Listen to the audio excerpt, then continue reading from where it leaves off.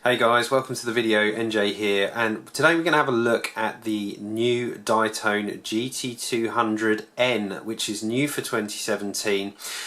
This guy here, of course, in front of you is the 2016 model, and any of you guys who've been around on my channel long enough will know I did quite a few videos of this, not only freestyle videos, which I really enjoyed flying this guy, but also a couple of real in-depth videos looking at the quad itself and all the components. And at the time it was a really kind of premium plug and fly quad, and even to this day it flies great, albeit that I've had to make a few changes to keep it moving with the times. On a quick note, a couple of those changes. One of the things that I had a problem with, certainly over a long period of using this quad, was the motors. Now, the original motors were made by Sunny Sky, and Sunny Sky are they're a good motor manufacturer. They've been doing it a very long time, and the motors that came on the Diatone, they originally were a 2450 kV motor. They eventually they ended up having problems with that, and they had to go back to a 2300 kV motor, but they work respectively. They work well for the quad, the setup and the weight. My biggest problem with those, and the reason why they're no longer on this model, is because the bearings went to trash very, very quickly. That was the only thing I was disappointed with when it came to those motors. So I ended up swapping them out. I'm putting in some of these ZMX. These are the V3s. You can't actually get these anymore, but yeah, ZMX V3 2206 stator 2600 kV. And these are still doing great. I love ZMX motors. Not only are they great in performance, especially the newer ones like the Fusions, they always put great bearings in them. These are actually older than the motors that I had, the original motors on here, and they're still great. I mean, listen to the bearings on this. Hear how quiet they are. They're still great bearings, and that means quite a lot to me when it comes to the motor choices that I make. And here it is, and wow, isn't that a beautiful looking quadcopter for something that is just, as you get it out the box, it surely is a very stunning quad to look at, with all that beautiful bling and shiny aluminium parts. And they really are good quality parts as well. This is proper aircraft grade aluminium, which is really nice to see, strong and light. And just have a look at those motors. I mean, that is about as pretty as I've seen any motor. It looks like an alloy wheel on an expensive car, especially with that silver coating that's on the copper wires to help lower the internal resistance a little further. I mean, these are also made by Sunny Sky, these motors, so I'm really hoping that they've improved the type of bearings that they put in these, because I've got high hopes for the performance of these. These are in fact let's have a look, a 2306 with a kV of 2450.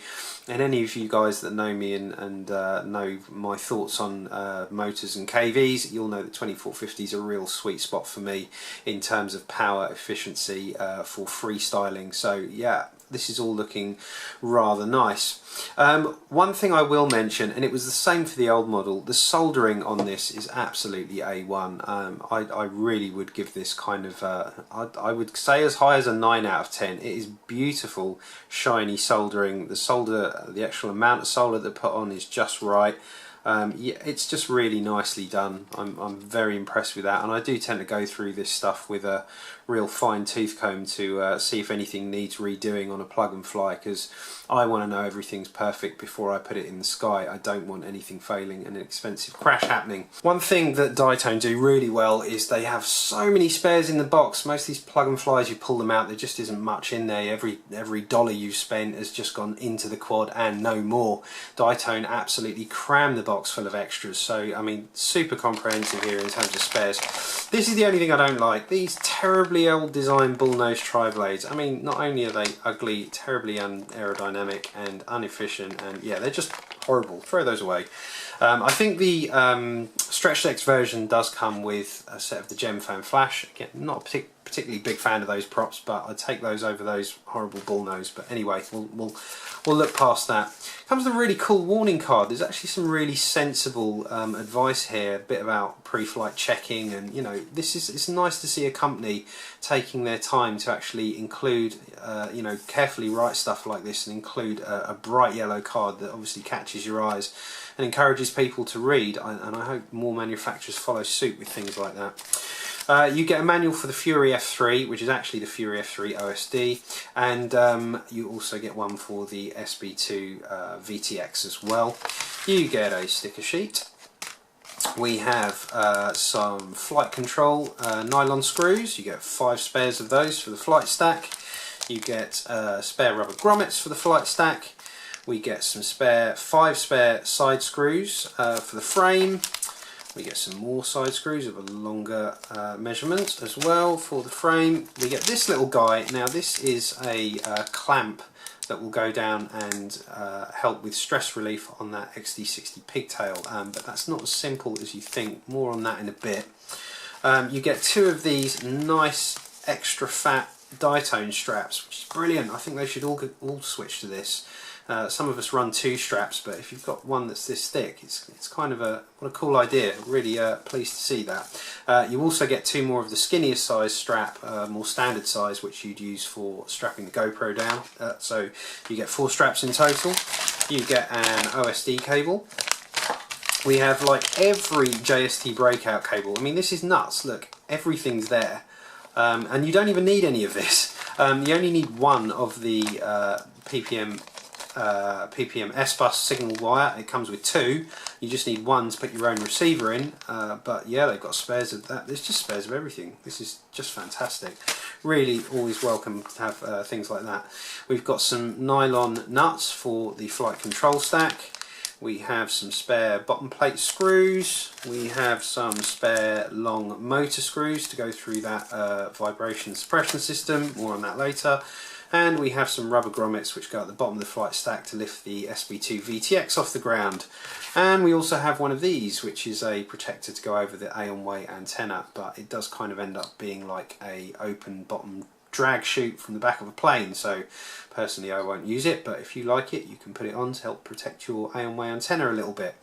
So yeah, pretty damn comprehensive, I'd say. So what else have they changed here? So you can see now we have the similar kind of spec ESCs, but of course these ones do come D-Shot 600 ready straight out of the box, and they also have these aluminium protectors over the top. In terms of the flight controller, we have a Fury F3. Now, it's actually, the target is not Fury F3, it's actually Fury F3 OSD. This does have an OSD built in so that you can run the OSD in Betaflight, and if you don't flash the OSD target, everything will still work, but as one of my subscribers found out, the OSD won't, and they were at the point of contacting the manufacturer, and I pointed out you've probably flashed the wrong target.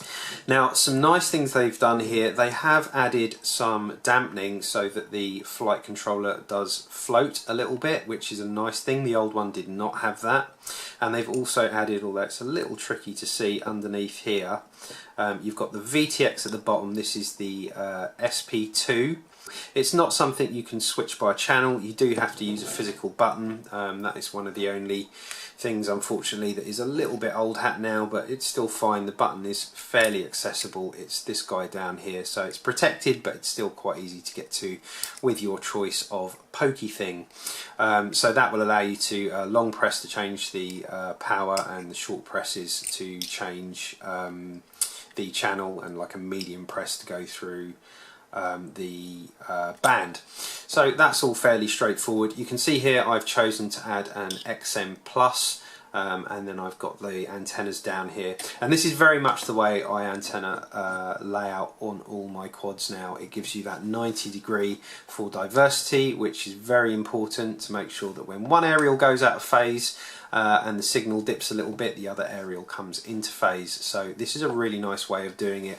I know lots of us stick our aerials up here, but how many of you route your antenna up here and after a few crashes you find this is shredding, getting bent into the props, blah blah blah, you've ended up replacing a load of antennas? since doing this on my quads, I've had no difference in terms of range, and I've had no issues with any kind of damage or having to replace it. So that's a really nice way to route your antennas. Now, one of the big features that they've added in here is the inclusion of their motor dampening suppression system, I think it's called.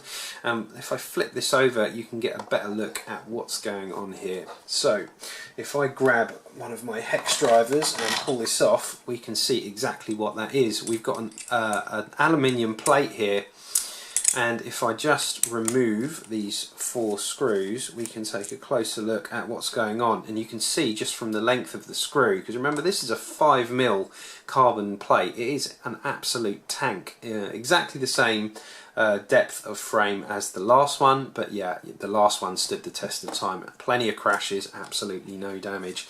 So big long motor screws, but they're not just going through that 5mm frame, they're also going through this dampening suppression system. Now what this does is it kind of allows the motor to float. Let's pull that last one out and we should be able to get this free.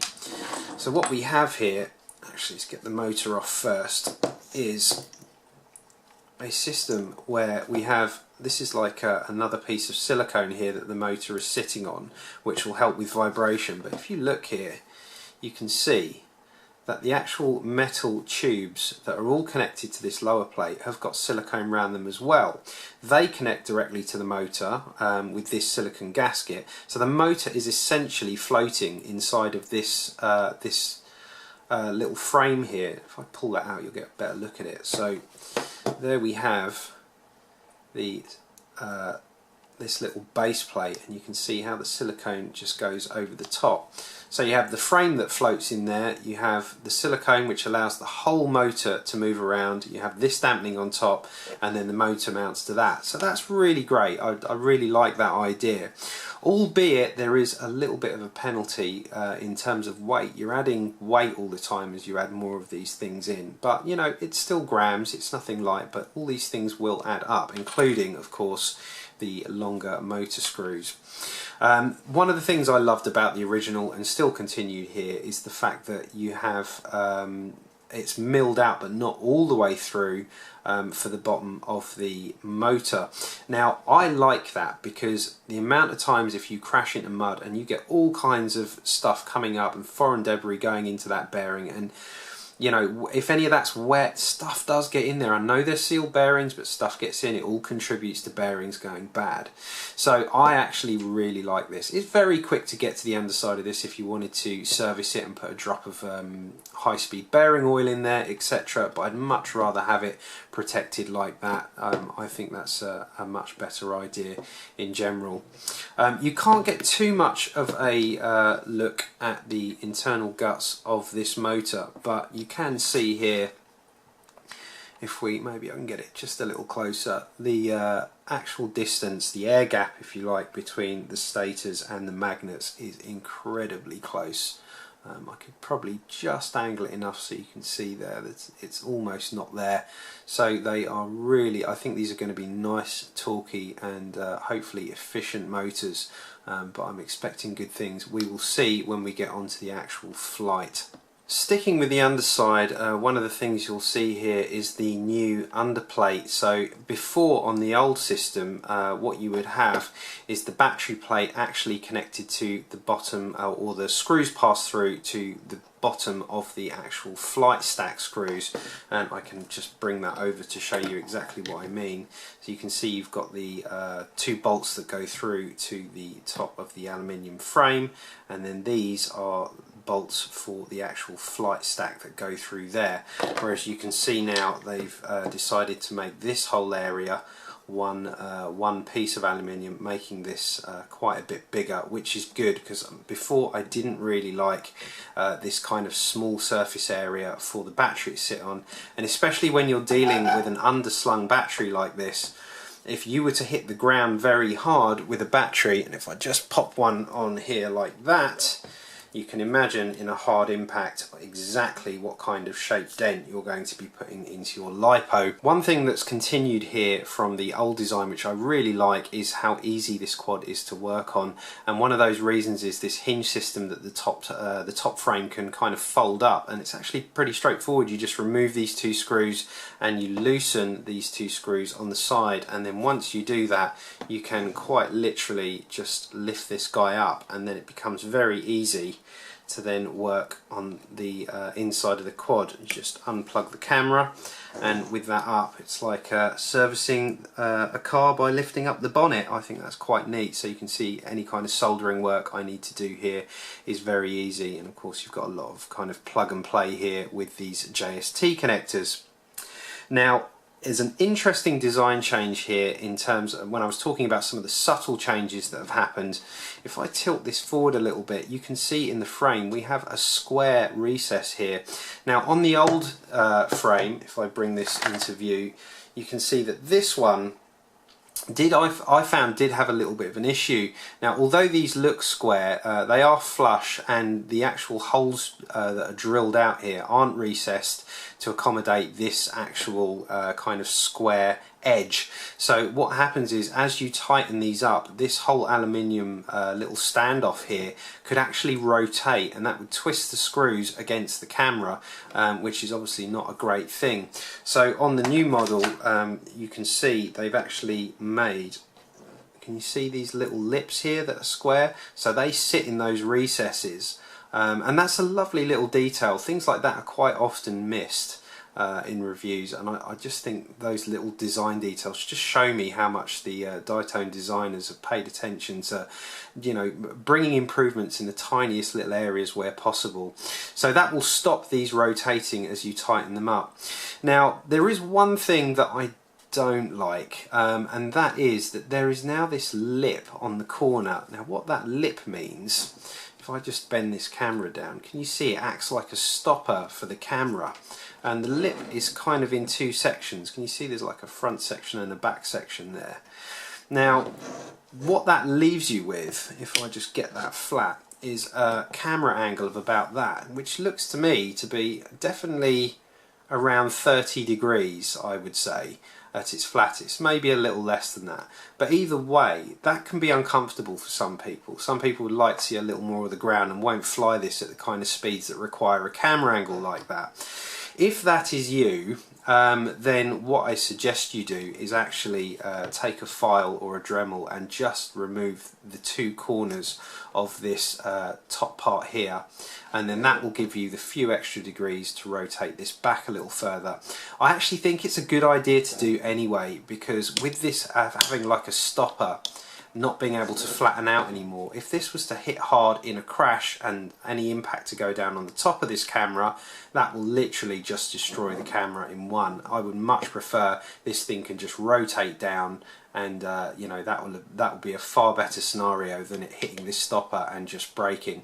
There is an argument for this camera being incredibly exposed out the front here. That's common to both designs, but you know, this is a subjective thing. Where do you fly? Do you fly in an area with a lot of concrete? Do you fly in an area where there are a lot of small trees and a lot of small vertical sticks and bits sticking out where you're likely to hit that camera in the middle? I mean, I fly around all these areas and I have never damaged on any of my quads a camera, be it exposed or not exposed.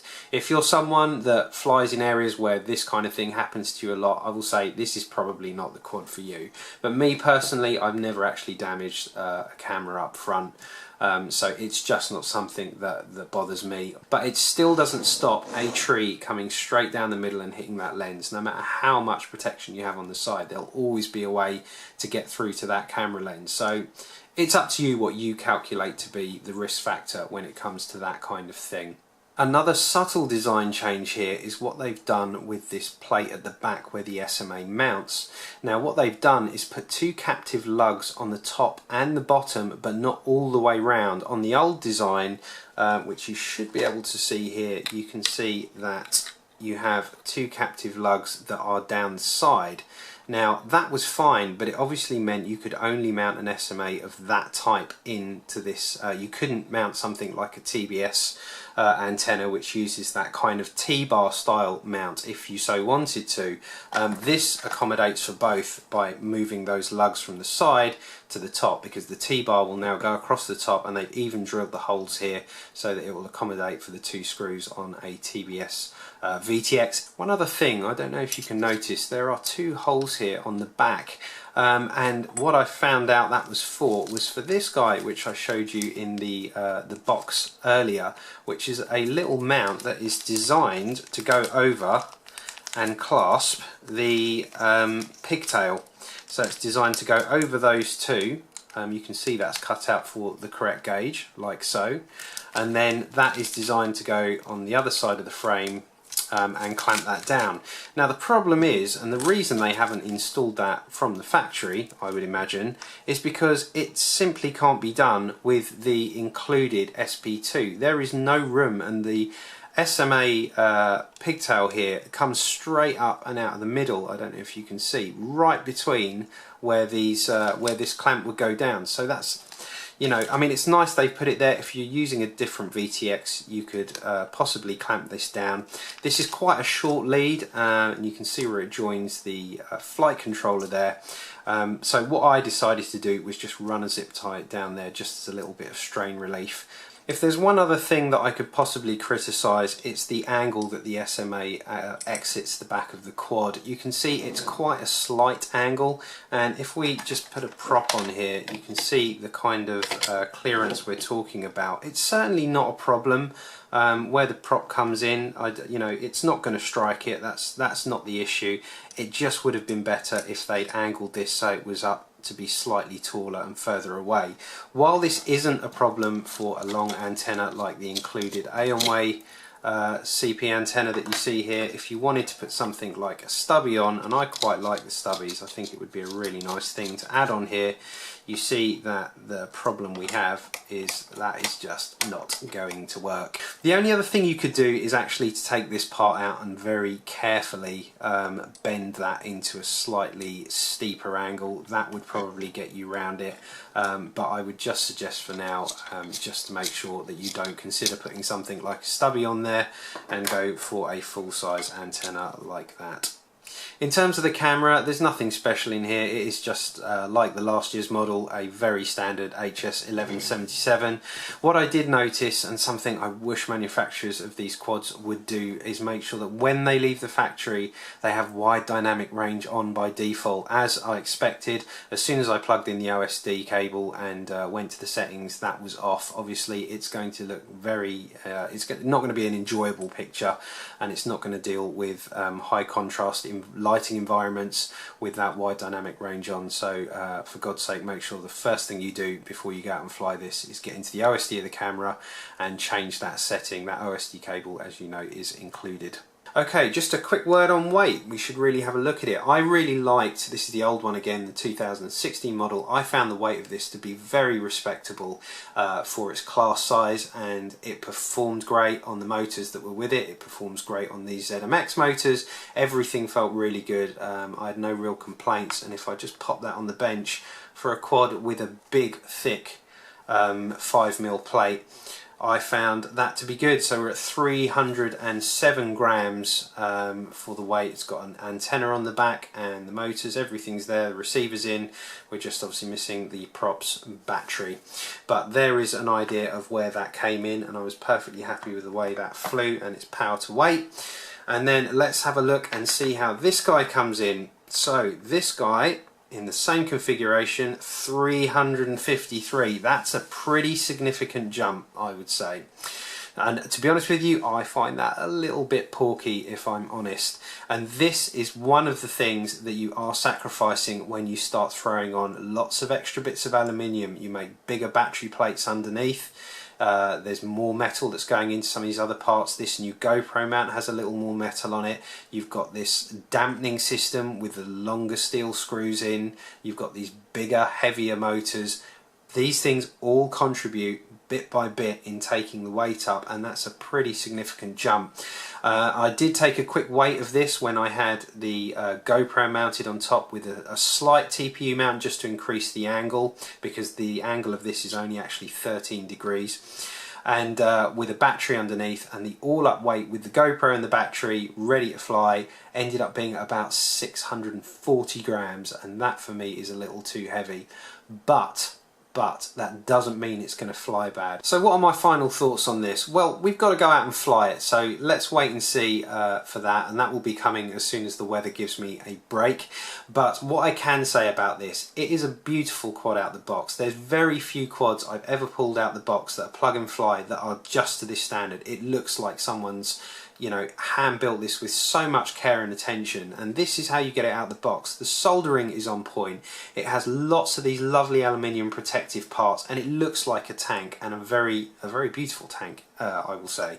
The motors look like they've had a real overhaul. They look, you know, just super bespoke, and the only thing I'm praying for is that the bearings last longer than they did in the 2016 model. One final thing I should point out is that this is actually only a 13-degree up tilt for the GoPro mount. Now that in itself is not really enough angle for the GoPro, even in super view, to be able to see when you're tilted right the way forward. Now I have seen that, and I'll link these in the description, there are actually some different side plates you can get, both in a low profile, which is designed for this 2-stack, or a slightly higher profile, which is designed to accommodate a 3-stack, but have this top plate at a 25-degree angle. Why on earth did you not include this in the box, Diatone? That would have been so cool if you just stuck that in for those of us that like to fly a little faster and want that extra angle. Either way, they're literally about $3 a side plate, so they're cheap and they're available now. So you can, what I'd suggest, if you were going to get this quad, also order those side plates, just so you have that heavier angle to be able to run your GoPro. So that's where we are. Stick around, guys, we'll go and fly this thing and we'll draw some conclusions for that, but all in all, it gets a thumbs up from me. Thanks for watching, guys. See you in the next one.